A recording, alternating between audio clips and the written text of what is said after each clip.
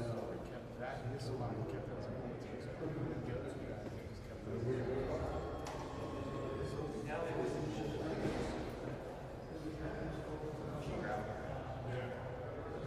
They actually they got forced when they got to the they were low man on they were low man until they got the questions.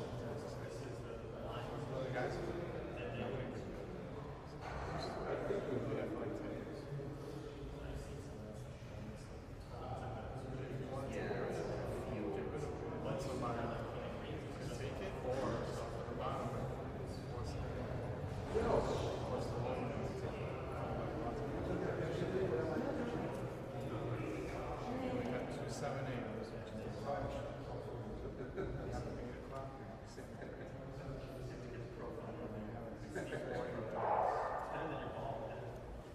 No, it is. Well, my bank's in my eyes. It's confusing. They touch this wall. The correction. Here's the correction. 30s overtime spot. Overtime spots. I remember I was in the middle. And I typed our bills in. I was like, I want to get in there. I did move. I did move. I just tapped. Y'all did go in. That's right. We're going to run that maintenance on Oh, sure. Come on. Not the original. Not the original.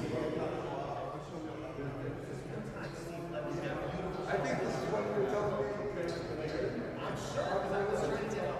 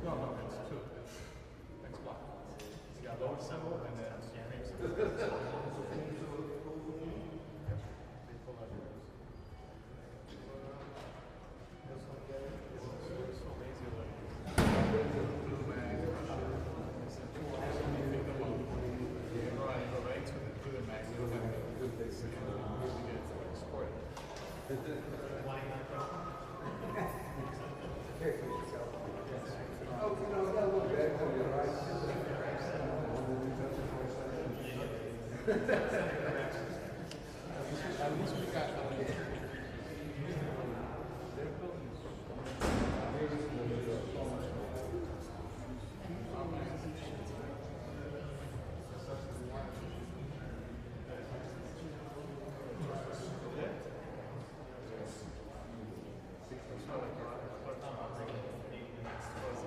I shot some the first time I heard it. I shot him.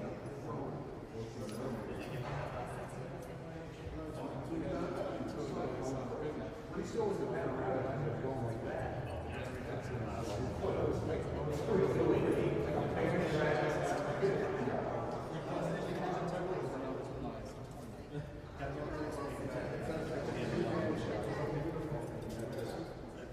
You know what? I'm just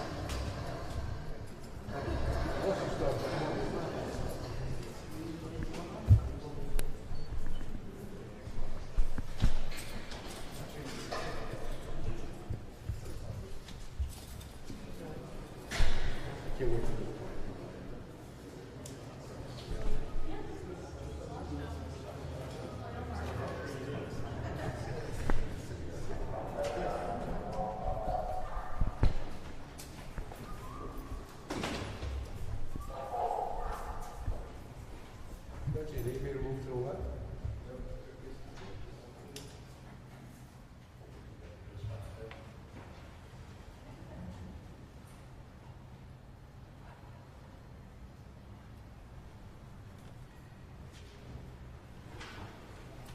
Mr. Trump, how's the testimony going?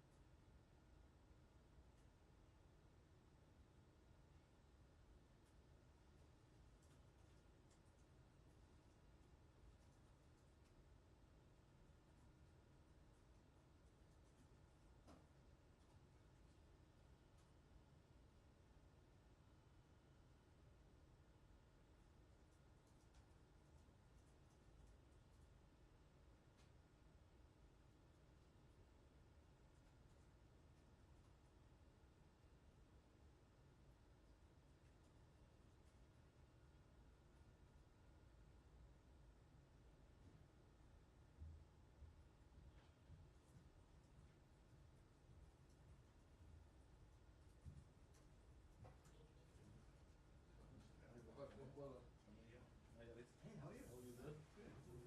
Yeah. Hello? You get to meet? Yeah. Very good. Hi, how are you? Good, how are you?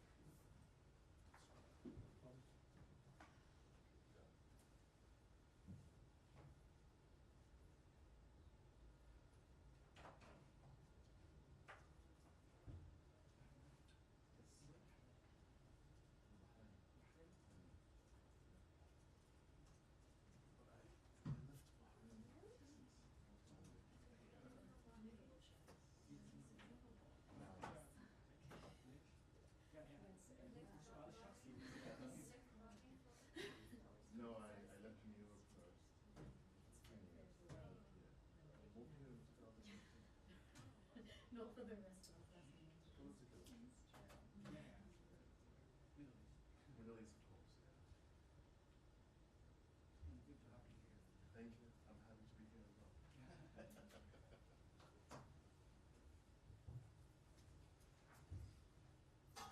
You are from Aviv? Yes. Turkey. No, I'm from Turkey. That's like it. Good? Yeah, you've been, yeah. He has a lot of good friends.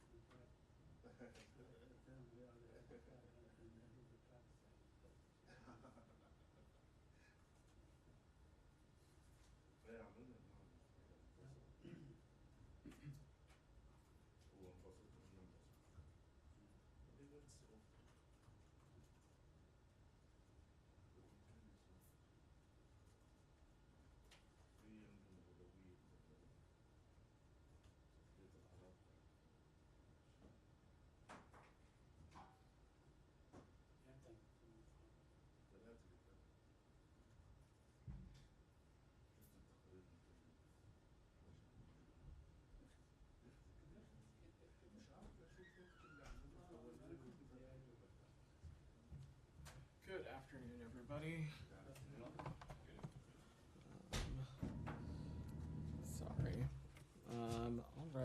I have one very brief thing at the top, and then I'm happy to dive into your questions. So, the State Department's acting special envoy for critical and emerging technology, Seth Center, and the National Security Council's Tarun Chhabra will lead an interagency U.S. delegation to discuss the risk posed by advanced forms of artificial intelligence with the People's Republic of China on May 14th in Geneva.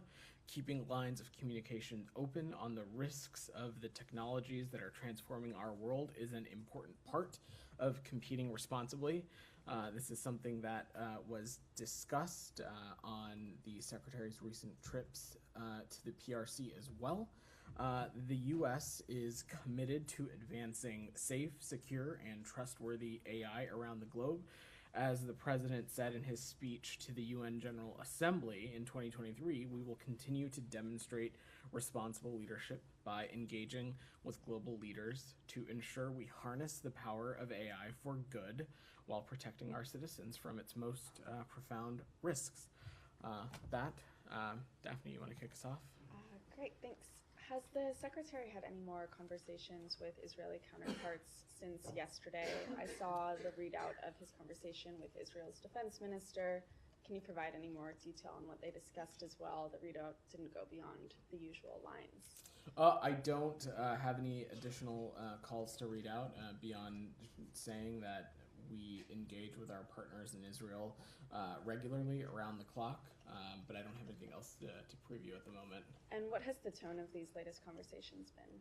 Well, we have been pretty clear, both publicly and privately, that as it relates to a potential military operation in Rafah, that we would be opposed to one that does not address our very serious concerns about humanitarian aid, about the more than 1 million people who are seeking refuge, as well as Rafah being a region that is key to the facilitation of the safe departure of foreign nationals. And so we are continuing to have conversations about that, continuing to have conversations about ensuring that every measure possible is pursued to ensure the increase of flow of humanitarian aid so that more aid can get into Gaza.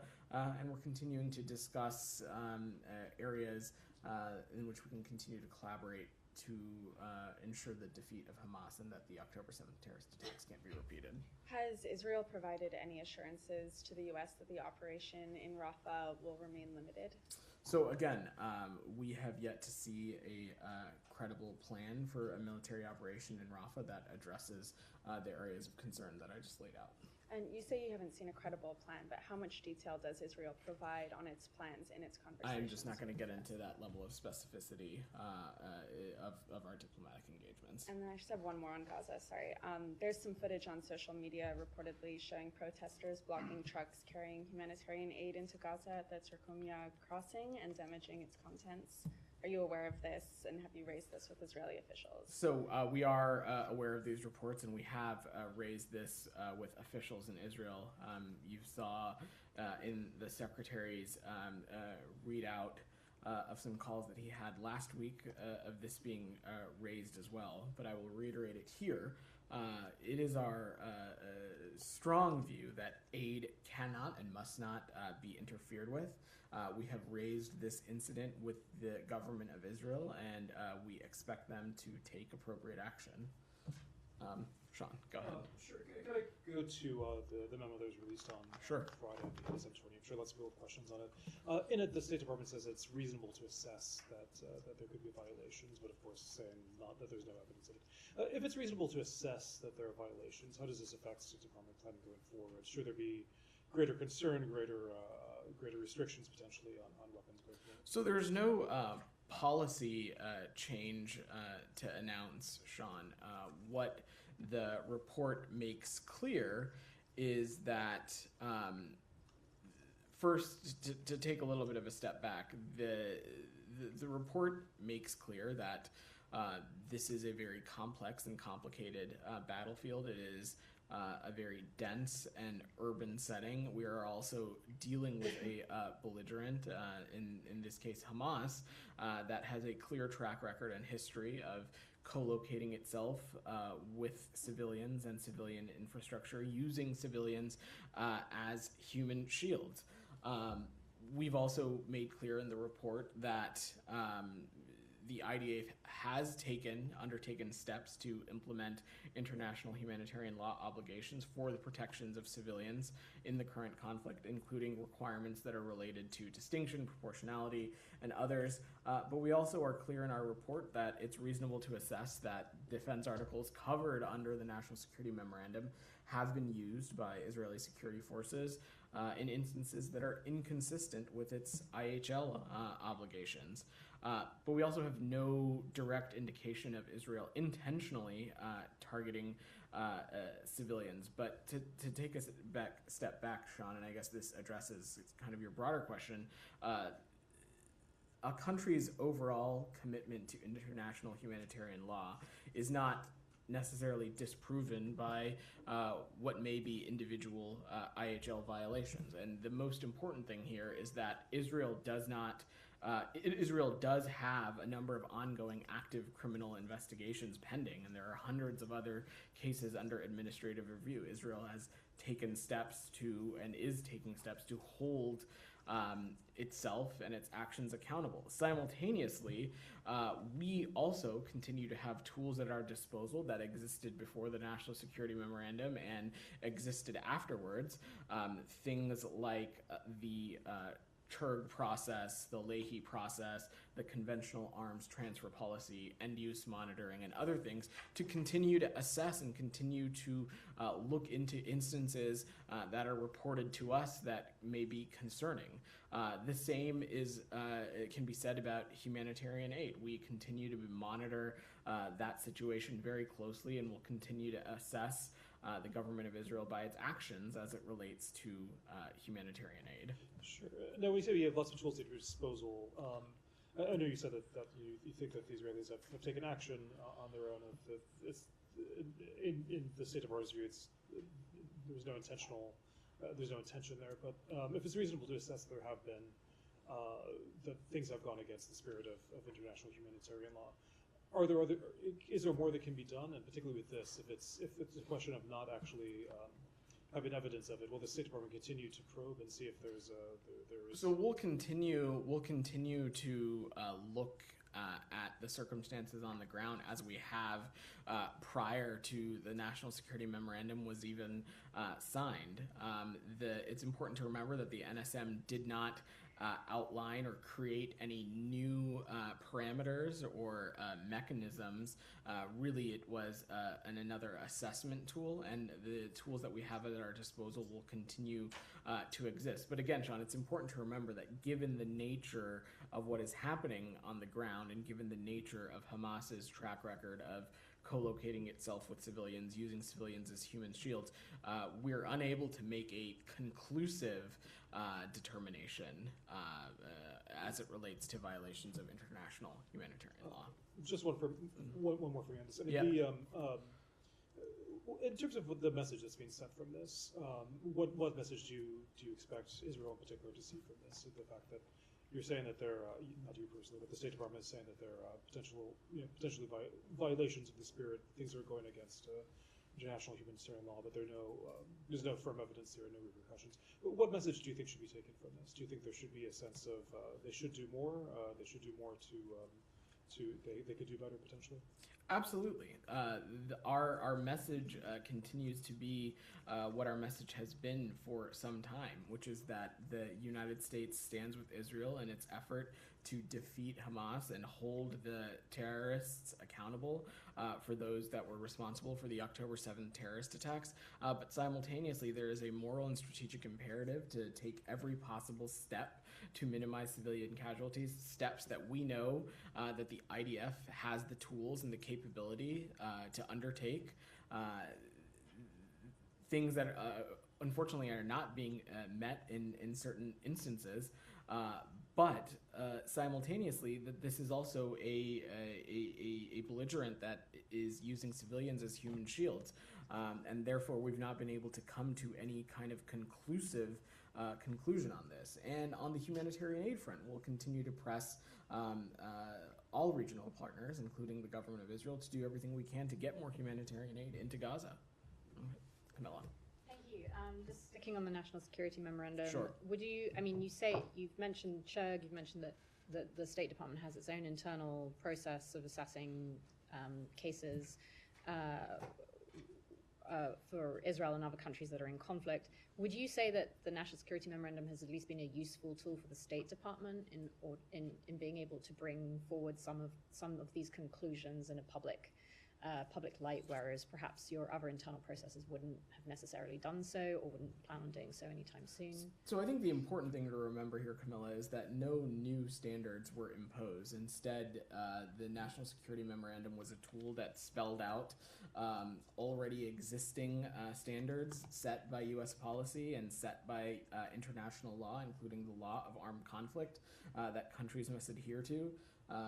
This is, we view the National Security Memorandum as now another tool in our tool belt to assess circumstances on the ground and to, in this particular case, assess the use of U.S. security articles in a particular battlefield.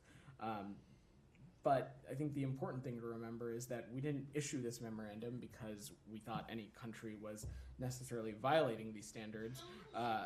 Instead, we wanted to be transparent about the standards that we require countries to adhere to and offer an assessment of a certain time period that the National Security Memorandum is consistent with.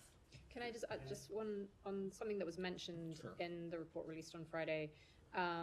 It said that 40% of the Israel-Gaza related cases within the State Department's CHUG process are now closed. Can you give us an idea of what closed means? Does that mean that some of them have gone through to the Leahy process? Have others gone, other cases been deferred back to Israel for them to come to some kind of conclusion or agreement on what could be improved or done better? How do we assess the word closed there with those 40%? So I will check for specifics, Camilla, but the important thing to remember about the CHUG process is that there are a number of outputs that can be at the end of a CHUG process, some of them including the Leahy process. Some of it could be consultations with the government through our bilateral relationship. Some of those outputs could be additional training. So I'm not going to speak to the deliberative process in specificity beyond just saying that we continue to have tools at our disposal to look at this, and we have every intention to do so, and we make that very clear in the National Security Memorandum that we'll continue to use the tools at our disposal to continue to look at the situations on the ground, look as this conflict develops, but also look at the flow of humanitarian aid and the protection of civilians as well. Can I just clarify a couple Sure. things you said? Let me do it, and then I'll come to you, Said. Sorry. Yeah. On the raising with Israel, the incident on aid trucks, that was today's incident. Is that right? Yes. Just clarifying, you didn't mean more generally. And then who raised with who?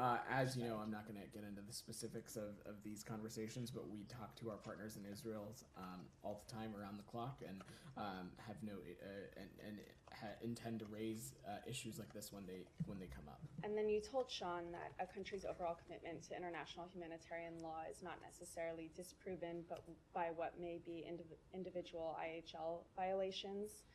There have been accusations for dozens of incidents. If all those end up being violations, can you still say Israel is fulfilling its commitment to abide by IHL? That is, I'm just not going to get ahead of a hypothetical. We are talking about things that are still mid-process in some instances, but again, in the context of the National Security Memorandum, given the circumstances on the ground, we have not been able to make a conclusive determination. But again, just given what we are seeing, it is fair to assess that there have been instances in which Israel has not held up its obligation of complying with international humanitarian law. We will continue to pursue these kinds of things through the tools that exist in the United States, but Israel has also indicated that it will continue to pursue accountability through the mechanisms that exist in its own government. And they have indicated to us that they have hundreds of cases open, including some that are in administrative review and some that are in the middle of prosecution, and we'll let them speak to those processes. But given all that, do you still feel Israel is fulfilling its commitment to IHL and that it is committed to it? That's our understanding. Yes, that's what we believe. Said, go ahead. Yes, thank you. Just to follow up on Kamala's point. Now, you're saying that, okay, they likely broke the law, but not enough to change policy. So what is the point of the report? I mean, in simple terms, what is the point? I think I answered that question, I understand. Said. I just want to hear. If you understand, then why are you asking? No, I want to hear, your justification for if you have the report out there, policy is not going to change.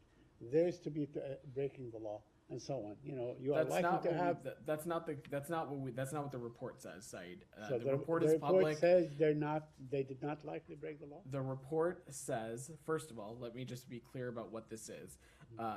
The National Security Memorandum does not impose any new standards. We spelled out the existing standards that have already existed, set by U.S. policy and international law, and that what we expect countries and partners to adhere to when they receive weapons from the United States. As it relates to Israel, the report does not determine that Israel has violated international humanitarian law. But we believe through various assessments of instances that it is likely that in these instances they have failed to meet their obligations of meeting international humanitarian law. But that is a process that's going to continue, both through the tools that are at our disposal and that tools in which the Israeli government has to hold itself accountable. So when the president of Israel, Herzog, said there are no civilians in Gaza, that's what he said. When Gallant says, they're human animals and we're going to wipe out Gaza, those were his words. When the prime minister of Israel, Netanyahu, says the Amalek spare no one, kill the children, do all that, that is not enough evidence that they were planning. They were planning. As upsetting as it might be for you, this is not a report on rhetoric. Okay. This is a report on the facts on the ground, and the facts on the ground are there are civilians in Gaza. So I would dispute with anybody making that claim. But two, what we're talking about is what the facts are, and the facts are that we are dealing with a belligerent that uses civilians as human shields, has a long track record of co-locating itself with civilians and civilian infrastructure. And thus it has not been possible to make a conclusive assessment. However, we do not determine that Israel has violated international law, but what we are saying, Said, is that one, Israel has had to confront an extraordinary military challenge, but that simultaneously it is reasonable to assess that Israeli security forces since October 7th, there have been instances that are inconsistent with its international humanitarian law obligations. And the United States will continue to look at instances on the ground through the tools that are at our disposal, but also our partners in Israel have indicated to us that they will continue to take steps to look into this through their own system as well. Let me just a couple more questions, if you indulge me. The president said yesterday, we're talking about the negotiations and, is there a deal in the offing or no deal? The president said that Hamas could have a ceasefire now if they wanted to, if they release the hostages. But there was a deal, basically the American deal, to which Hamas agreed, that would have done this last week or 10 days ago and so on. But it was rejected by Israel. Isn't that the case? That's absolutely not the case. Not the case. So what is the case? Again, over the course of this, it has been very clear that Hamas has continued to move the goalposts on this, and will reiterate what you've heard many others say from up here, including the secretary, that this conflict could be over yesterday if Hamas simply came out of the tunnels, laid down its arms, or at minimum took the deal that had been on the table for quite some time. We're going to continue to work at this. We continue to think a ceasefire is possible, one that is coupled with the release of hostages and additional humanitarian aid. So the ball now is in Hamas's court. That is correct. It has always been in Hamas's court.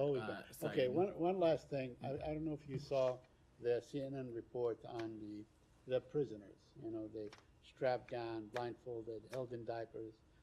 Israeli whistleblowers detail abuse of Palestinians in shadowy detention center. Are you aware of this report? I've seen those reports, Said, and we're concerned by them.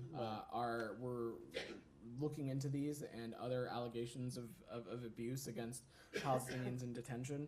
And we've been clear and consistent with any country, including Israel, that it must treat all detainees humanely with dignity in accordance with international law, and it must respect detainees' human rights. And so we have we have reiterated that Israel has an obligation to thoroughly investigate credible violations of international humanitarian law. Jillian, go ahead. You've had your hand up for some time. Sorry about that.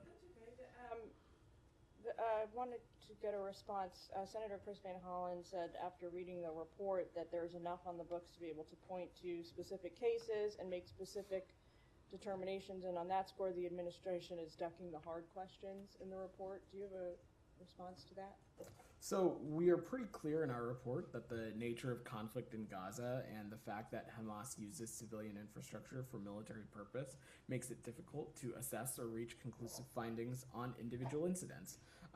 So while we found it reasonable to assess that there have been instances where Israel has not acted consistent with IHL or acted consistent with best practices for civilian harm mitigation over the course of the conflict, the report doesn't reach a conclusive finding because of this very difficult and challenging battlefield environment, as well as the kind of belligerent that we are dealing with.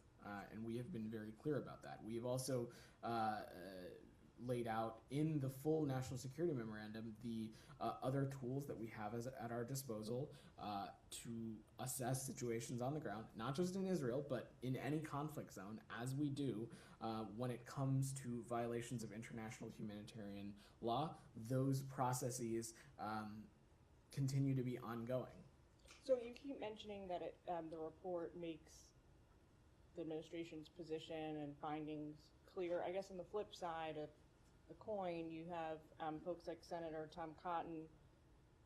His reaction to the report was, he said it's very clear there's no evidence Israel is violating international law. All civilian casualties in Gaza are solely the responsible of Hamas. Given these divergent interpretations of this report, do you think State Department's going to take any steps to clarify those findings further with the Hill or? Well, I really can't speak to the general confusion among Congress. That's for them to clarify or seek clarification on what is confusing for them. Our report lays out pretty clearly and lays out pretty clearly, especially the section on the conflict in Gaza. But of course, in the course of this whole conversation, we'll continue to engage with Congress on areas of concern or on questions that they have, and I have no doubt that process will move forward. But I don't have any specifics to share on that. Is that what Senator Cotton laid out? Is that the correct or accurate? Is that an accurate reflection of the report? I will let the senator clarify his own comments. What I can say from here is what I have reiterated to your colleagues, which is that we have not been able to reach or assess conclusive findings on individual incidents, but we find that it is reasonable to assess that there have been instances when Israel has not acted consistent with international humanitarian law or acted consistent with the best practices for civilian harm mitigation. But we'll continue to look at this conflict through the tools that we have at our disposal, and Israel has indicated that it will do so as well. Michelle, go ahead. Do you have an update on Rafah crossing? Did you ask Israel to open it, and you support an American company to manage it or to control the So we certainly want it to be open, Michelle, for reasons that you've heard me talk about a great time before. One, just Rafah is a region that more than 1 million people are seeking refuge. It is a region that is an important conduit for humanitarian aid. It is the Rafah crossing is the crossing for foreign nationals to safely depart Gaza.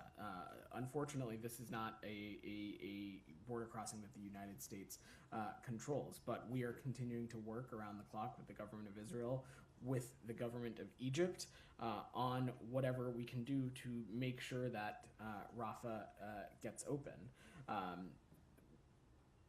Obviously, to reopen such a crossing requires some kind of security and operational control on the Gaza side of the border, and we're continuing to work with our partners in Israel and Egypt for that to happen. Kerem Shalom is open, and we are, in the meantime, trying to maximize as much input through Kerem Shalom as possible, but fully acknowledging that that is not enough and that we need to see Rafah reopened as soon as possible. Did you get any promise from Israel? So this is something that we're continuing to work with them and work with them directly on. I don't have any updates. And on an American security company to control the crossing, do you support that? I don't have any assessment to offer on that, but beyond saying that I think the President and the Secretary of State and the Secretary of Defense have been pretty clear that we're not going to see American boots on the ground in Gaza.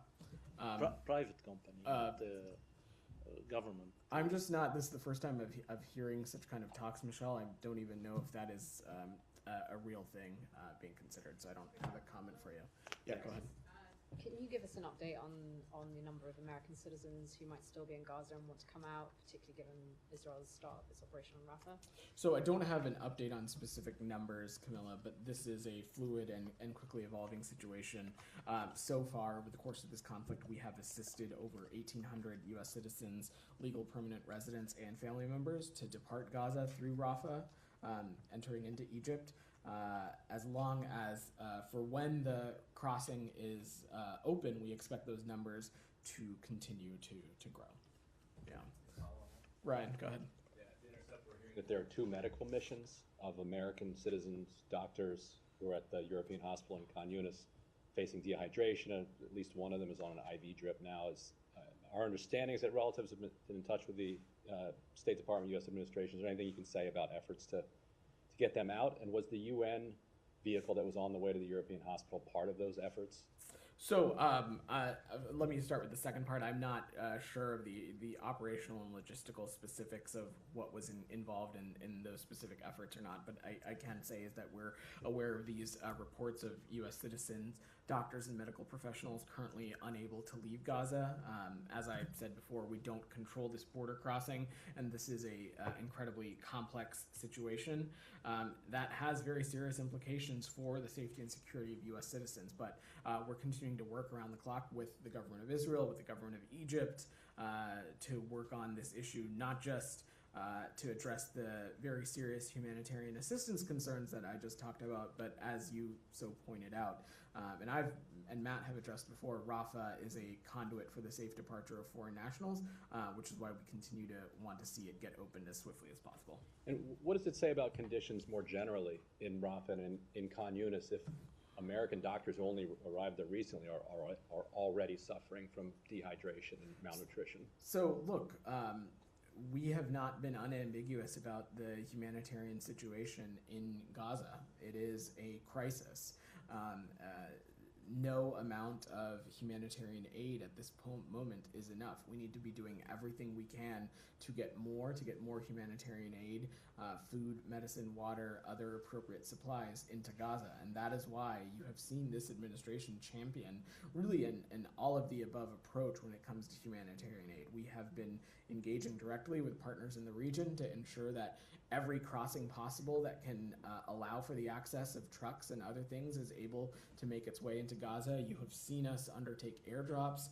You've seen our partners in Jordan undertake airdrops, and we're continuing to press and hope that this maritime corridor is a conduit, and we believe that will be the case very soon as well. Go ahead, Rabia.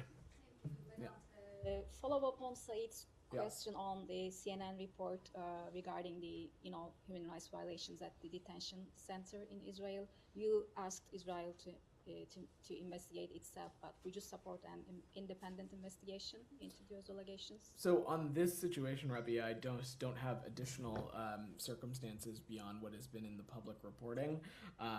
So at this time, I don't have any additional independent investigation to call for. And one thing on the State Department report released Friday, you say that you do not currently assess that Israeli government is restricting the aid. But I want to go back to the April 4 phone call between Biden and Netanyahu, after which Israeli government opened more aid corridors into Gaza and immediately increased the number of aid trucks, and after Biden pressured Netanyahu. So how do you explain Israel's refusal to take these steps 6 months ago, and does this suggest that Israel was deliberately restricting aid? It does not, Rabia, and I think one of the things that is probably most confusing to me up here from the lines of questioning we're getting is that these issues are not black and white, and certainly this is not a region in which the issues are black and white. Multiple things can be true. Since October 7th, it is correct, we have had deep concerns about the kinds of actions that Israel was taking that contributed to a lack of sustained and predictable delivery of needed assistance at scale, and aid needing to reach the Palestinian civilians who need it. But simultaneously, that does not mean that the government was prohibiting or restricting the delivery of U.S. humanitarian assistance. We will continue to always want to see more. We want to press for more. And over the past few weeks, we have seen some steps in the right direction, some increase, some that David Satterfield came and talked to you all about. Those improvements need to be sustained now, and we need to continue to see more. But wanting to see more is very different than dealing with the situation in which a country is restricting the flow of aid, and we have not seen that in this case. But again, you mentioned the steps that were taken by Israel recently, but how do you explain that Israel could have certainly taken these steps 6 months ago, right? Certainly, do you agree? we don't disagree with that assessment. But when you are talking about the legal and the policy jurisdiction over this, what we are talking about is whether we have seen a prohibition or a restriction of humanitarian assistance. And while even in the immediate weeks and months following October 7th, we certainly were not satisfied with what we were seeing, we did not see a restriction or prohibition. That is what we are talking about. And that continues to be where we are today. We do not see a prohibition or a restriction on humanitarian aid. We don't see enough going in, and we continue to be pressing every possible way to get more humanitarian aid into Gaza, but we do not see a prohibition and restriction. Just final one. Do you have any updates on the number of trucks currently going in to Gaza? Daily number? I don't have an update for you today, but I'm happy to check with the team and see if we have any additional for you. DR, go ahead. Thank you, Vedant. A question on Iraq. Iraqi Prime Minister. Can I come back to, I think there might be a couple other Gaza questions, then I'll come back to you. On Gaza? Yes. Yeah, go ahead. The UN has lowered the estimate of women and children who've died in Gaza. Does the U.S. have confidence in those numbers? So I'll let the UN speak to any revised number that it is assessing. Our urge has been clear that every step possible needs to be taken to protect civilians and adhere to international humanitarian law to prevent further loss of life. Candidly, and any loss of life, particularly of innocent civilians, is tragic. It's heartbreaking and unacceptable to us. But the U.S. does not have its own estimate.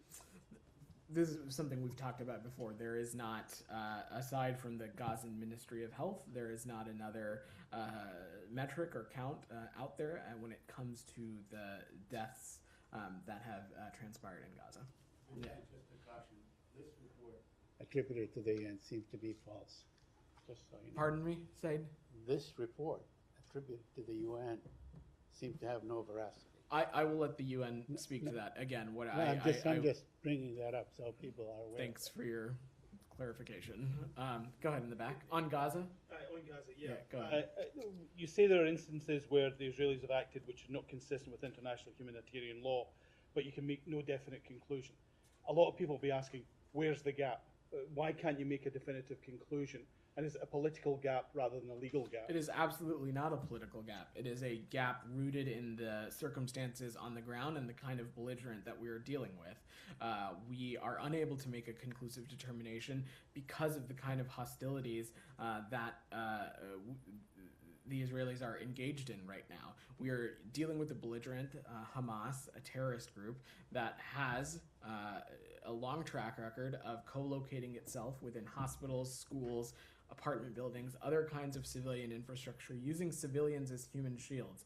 So we're unable to make a conclusive determination. But like I said, we do think it's reasonable to assess that there have been instances in which our partners in Israel have not met their obligations for abiding by international humanitarian law. And can we follow up on that? Yeah. How do you have better visibility in Ukraine when there's a belligerent, as far as the US is concerned, with Russia, but you don't have that same level of visibility when you're dealing with an ally in Israel? Your question is rooted in the premise that we're talking about apples and apples here, and that is just simply not the case. We are talking about two very distinct circumstances. Let me just give you one example. First and foremost, not now, not ever, has the Russian Federation ever proven itself to be an entity that can hold itself accountable, that can police itself, that can bring perpetrators to justice within its own system. Israel, on the other hand, is taking steps consistent with its own system to hold people accountable, to bring people to justice. I will just point back to the World Central Kitchen tragic incident. In the immediate days after that, you saw the government of Israel take appropriate action as it relates to a number of officers within its own Israeli security services. We have never seen the Russian Federation do something similar. Your also question is rooted in the premise that Israel and Russia are somehow the same, which they absolutely are not. And if we want to talk about this, let's talk about how Hamas is, again, co-locating itself within civilian infrastructure, co-locating itself in places like schools and hospitals, using civilians as human shields. I will say that there is so much space and so much night and day between the Ukrainian army and Hamas. But that is not even something, that's not something the Ukrainian army is doing. So I appreciate that people in the media enjoy making this comparison between Israel and Russia and the conflict in Ukraine and the conflict in Gaza. But we're not even talking about apples and oranges. We're talking about apples and candy bars. But we're talking about enemies. We also seem to be talking about enemies and allies. We are talking about two very distinct and different circumstances on the ground that are not even comparable. Go ahead. But his question was not about Ukrainians and Russians are doing, or the Israelis and Hamas are doing. His question was about your visibility.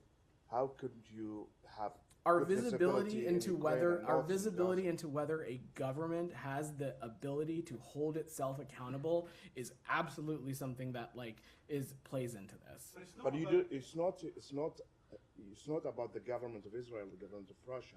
How could you have eyes in Ukraine to determine? Because technicality, I think what you mean by violating international law, that you have to prove intent. This is the standard, right?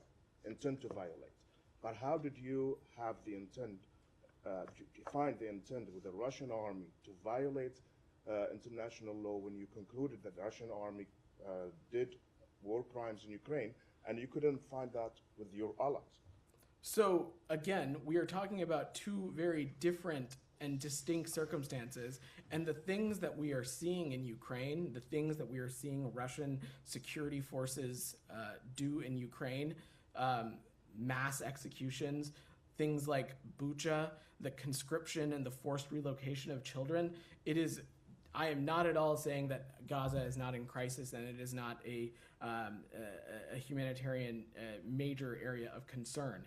But these are two very different and distinct circumstances, and the actors in both of these situations could not be more different. And again, a big piece of this is that we have never seen the Russian Federation try and hold itself accountable, to hold its security services accountable, to bring perpetrators within their own system to justice. And we have seen and we have heard from our Israeli partners that they are doing so.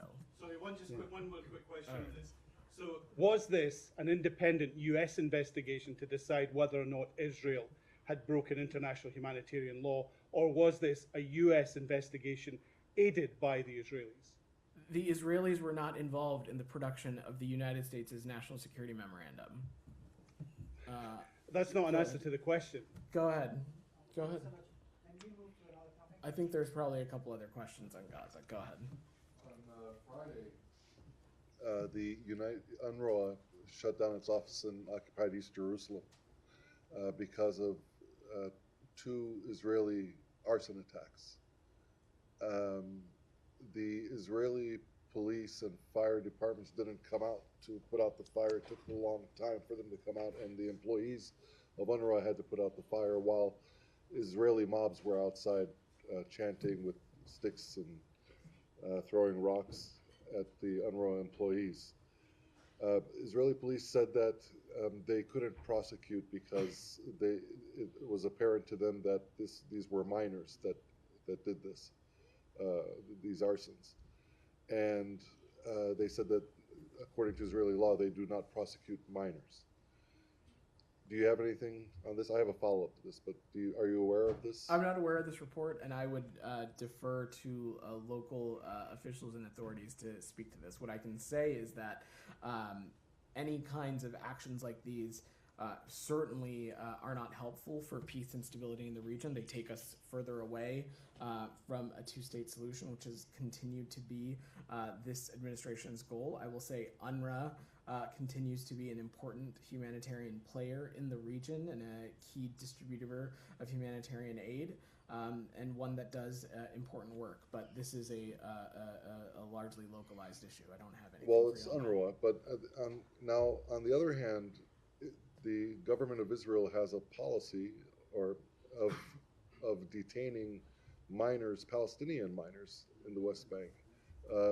Between 400 and 600 are the estimates every single year.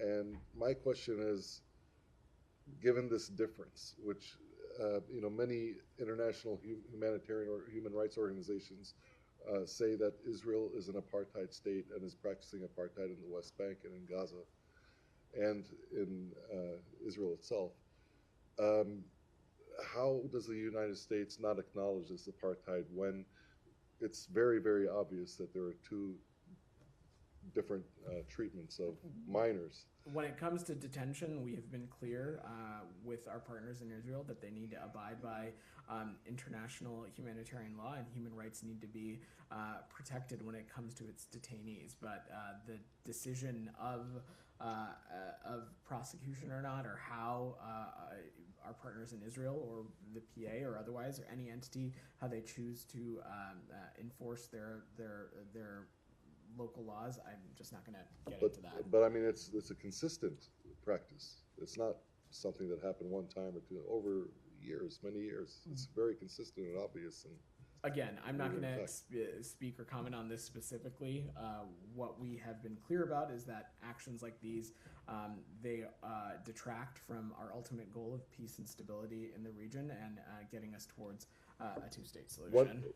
I'm going to work the room a little bit. Go ahead in the back. On Iran? Let me see. Is there anything else on Gaza before we move away? Okay. Yeah. Hamas is saying that it lost contact with a group holding 1 American hostage. 4 hostages, including 1 American, because of the bombing. Is that something you're? I wouldn't speak to those kinds of assessments from up here. I don't have anything on that. I'm happy to check though, Sean. Go ahead. Thank you. It seems that the Iranian nuclear ambitions is getting more momentum at the moment inside the country. The Supreme Leader's senior advisor, Mr. Kamal Kharrazi, recently has said that in the face of threats by the enemy, referring to Israel, the Islamic Republic will have no option but to change its nuclear doctrine. Do you have anything about that? Is that a concern to US that Iran may change its nuclear doctrine? Because we knew before this they were not pursuing a nuclear bomb. So first and foremost, let me reiterate what you've heard me say before, is that President Biden, Secretary Blinken will not allow Iran to have a nuclear weapon, period. We continue to assess, though, that Iran is not currently undertaking the key activities that would be necessary to produce a testable nuclear device.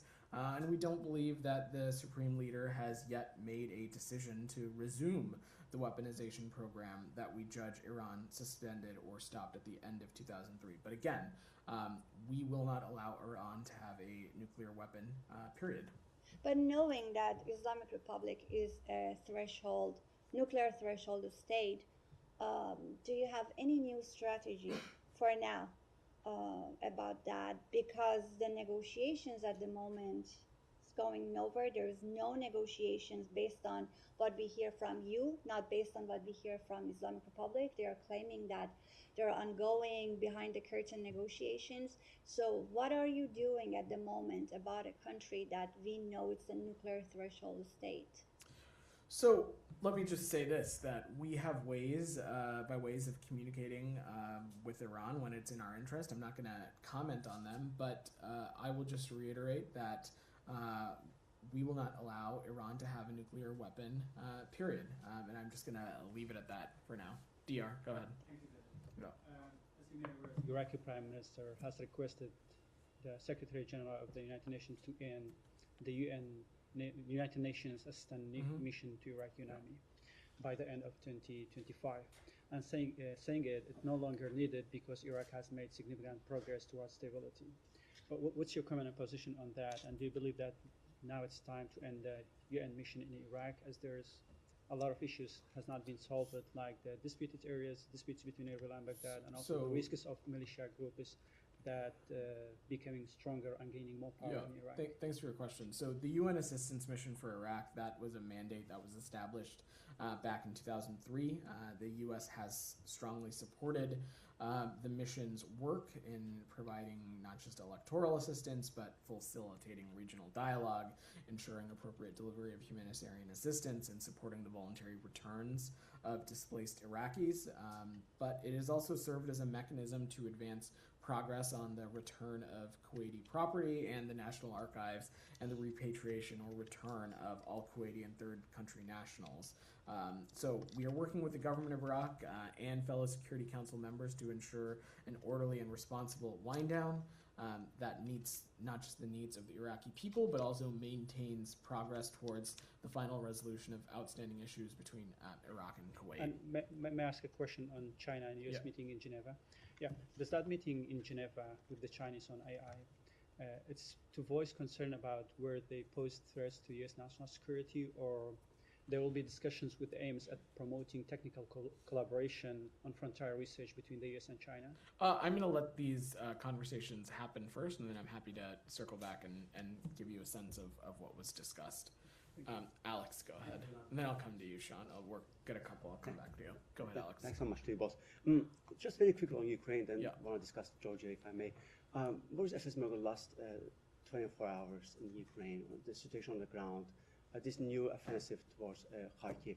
Is that the new target, the ambition to retake the city, if you think, and if it requires any pulse update on it? So Russia continues to press its aggression, and we anticipate that Russia will attempt to press forward within Kharkiv as well. And it's possible that Russia will make further advances in the coming weeks. But we do not anticipate any major breakthroughs, and over time, the additional influx of U.S. assistance and continued support from partners will enable Ukraine to continue to withstand this kind of aggression. We continue to feel strongly that Ukraine retains the key advantages in this fight, and its military remains a brave and effective fighting force that is imposing significant costs on the Russian military. Thank you. Moving to Georgia, if I may.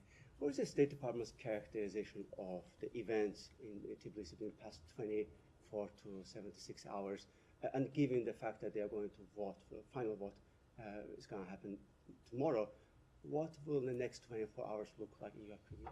So, Alex, I think this is the common through line here is that the kind of actions that we're seeing, they are inconsistent with the self-stated aspirations of the Georgian people, not something that other countries or the United States are saying, but the self-stated aspirations of the people of Georgia. More than 80 people, 80% of the, sorry, not 80 people, more than 80% of the Georgian people want EU membership. We support that aspiration, and we urge the government of Georgia to continue on a path of EU integration, and one that's consistent with that. The Georgian government has said that it wanted to join the EU and have a relationship with transatlantic alliances such as NATO, but this kind of legislative activity that's being pursued, this kind of government action, its current activity, it is inconsistent with those stated goals. I mean, given that, and given it's clear that the GD government, Kremlin-backed government, is departed from that aspiration, don't you think that your messaging, there's a messaging crisis here, you are urging them not to do it because, you know, it's going to damage the U.S., European relationship with the GD, which is their goal, you know, one would argue, without, you know, suggesting any real consequences. Well, Alex, we're certainly not going to preview any kind of consequences or actions publicly. That's not how we've gone about it. But we think that raising alarm of these kinds of actions is certainly enough of a fire alarm, we hope, and we'll continue to consult closely with our partners in Europe on this. Can you tell us anything about the 2 American citizens that have been illegally detained and brutally beaten by the GD government? So we're aware of those reports, Alex, of U.S. citizens detained in Tbilisi. Whenever a U.S. citizen is detained abroad, we stand ready to provide all appropriate assistance, but given privacy considerations, I'm just not able to talk more about this. Has the embassy reached out to them? Again, given privacy considerations, I'm just not able to talk more. Sean, go ahead. Maybe just briefly to expand on that. I mean, are you explicitly calling on Georgia not to go ahead with the foreign interference law? So that ultimately is a decision for the Georgian government to make, but what we are saying is that this kind of law, not only is it inconsistent with their own aspirations, it is in fact consistent with the kind of repressive legislation that we have seen come from other regimes, whether it be the Kremlin or otherwise. Speaking of the Kremlin, do you have any analysis, perspectives, commentary on the shakeup at the Kremlin? Shoigu, the longtime defense minister, being shifted and having a technocratic economist. So I've seen the reports of the reshuffle in the Kremlin, Sean. Our point of view is that this is further indication of Putin's desperation to sustain his war of aggression against Ukraine, despite it not just being a major drain on the Russian economy and heavy losses of Russian troops, with some estimates as high as 315,000 casualties. The Kremlin's mobilization of its war of aggression against Ukraine has caused so many families in Russia to suffer. And Russia started this unprovoked war against Ukraine.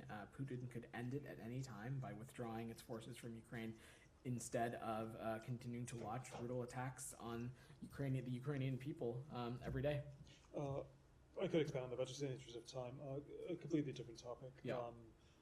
India and Iran. India signed the Chabahar port in Iran, a deal to develop for 10 years. This, of course, is seen by India as a counter to the Chinese-built port in Pakistan.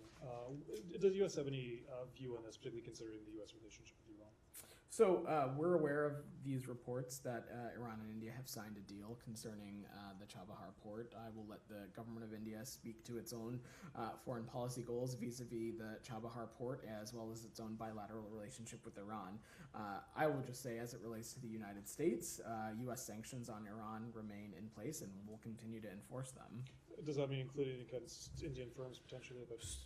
So broadly, Sean, you've heard us say this in a number of instances. Any entity, anyone considering business deals with Iran, they need to be aware of the potential risk that they are opening themselves up to and the potential risk of sanctions. So there's not an exemption for this? No.